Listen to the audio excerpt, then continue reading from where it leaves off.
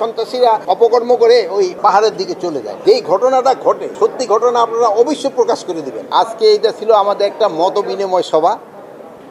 আমাদের যে কি কি সমস্যা হচ্ছে এবং কীভাবে এটা সমাধান করা যায় এইগুলি ব্যাপারে আলোচনা। শুধু এটা আইন শৃঙ্খলা বাহিনীর না, সব ব্যাপারেই কিন্তু এখানে আলোচনা হয়েছে যে কি কি সমস্যা আছে, আইন শৃঙ্খলা কীভাবে আরও উন্নতি করা যায়, এইসব ব্যাপারে আলোচনা। এই যে মাটি যে টপ সয়েলগুলি কাইটে নিয়ে যাচ্ছে, এই পাহাড় উজাড় হয়ে যাচ্ছে, এইগুলি ব্যাপারেও আলোচনা হয়েছে।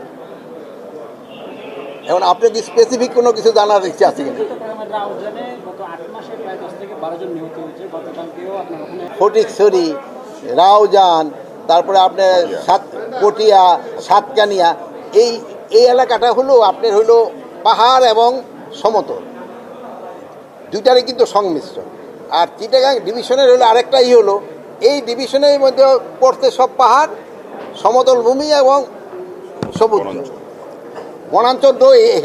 এখানে সমস্যা অন্যান্য এলাকার থেকে একটু ডিফারেন্ট। এই জায়গার সমস্যা নেই। আমরা এই ব্যাপারে আলাপ করছি যে জাউজানের যে ভাই যেটা বললেন, এমনি সত্যি কথা বলছেন, যেটা কীভাবে কী করে নিয়ে আসে। দেখেন তো অনেক সময় সন্ত্রাসীরা অপকর্ম করে ওই পাহাড়ের দিকে চলে যায়। এই প্রকাশ্য যদি এলাকায় থাকে, এই ক্ষেত্রে আমি এই হাবিবরে আমি শোনে আপনারা নাম দিয়ে দেন, আমি হাবিব ইনস্ট্রাকশন আপনাদের সামনে দিয়ে গেলাম, এদের ক্ষেত্রে যেন আইনানুগ ব্যবস্থা নেই। না, যৌথ বাহিনীর অভিযান কোনো অবস্থায় কমে নেই, বরঞ্চ আপনাদের সাহায্য সহযোগিতার জন্য আইন শৃঙ্খলা পরিস্থিতি উন্নতি হয়েছে। এটা আপনাদের আপনাদের সহযোগিতার জন্য।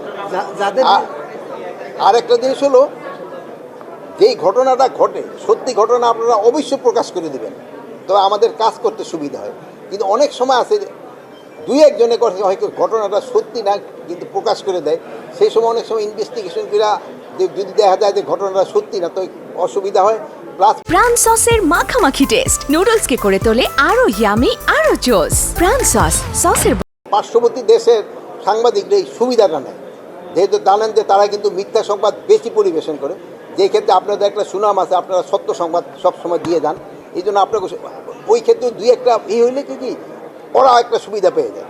এই ক্ষেত্রে আপনারা যেইভাবে কাজ করে যাচ্ছেন, আমি অনুরোধ করব আপনারা ওইভাবে কাজ করেন। আর দুই একজনে যদি দুই একটা ভুল করে ফেলে, ওটা আমারও কাজ করতে গেলে ভুল হইতে পারে, পরে যদি এটা রেকটিফাই করে যে আমার এই যে ইনফরমেশনটা দিয়েছে এই ইনফরমেশন হয়তো ভুল হয়েছে, আমি হয়তো ডিটেলে যাই নাই, এই জন্য হয়েছে, ওইটা বলে দিলে কিন্তু জিনিসটা আবার ঠিক হয়ে যায়।